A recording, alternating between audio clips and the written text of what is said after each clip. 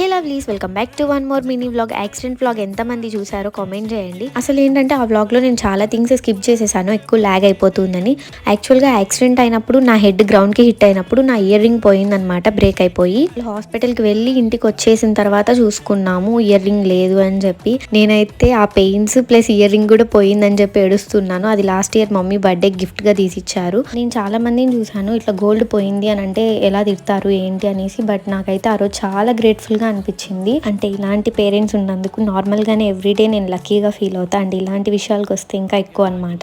అసలు వాళ్ళు ఒక్కసారి కూడా ఇయర్ రింగ్ పోయింది, ఇట్లా గోల్డ్ పోయింది అని చెప్పి బాధపడింది నేను చూడలేదన్నమాట. ఇంకా నా హెల్త్ కొంచెం రికవర్ అవ్వగానే కొత్తవి తీసిస్తానని అయితే మమ్మీ తీసుకెళ్ళింది. ఇంకా డాడీ బిల్ పే చేయడానికి వచ్చారు. నేను 2 సెలెక్ట్ చేసుకుని ఏదైనా ఒకటి చెప్పు డాడీ తీసుకుంటా అని చెప్తే మా డాడీ 2 తీసుకోమన్నారు. ఫుల్ హ్యాపీ ఫీల్ అయ్యా. ఇంకా ఇయర్ రింగ్స్ అయితే తీసేసుకొని స్ట్రైట్ అటు నుంచి అంటే బెంగళూరుకి స్టార్ట్ అవుతున్నా అనమాట. అండ్ ఏవి తీసుకున్నాను అనేది నేను నెక్స్ట్ మినీ వ్లాగ్లో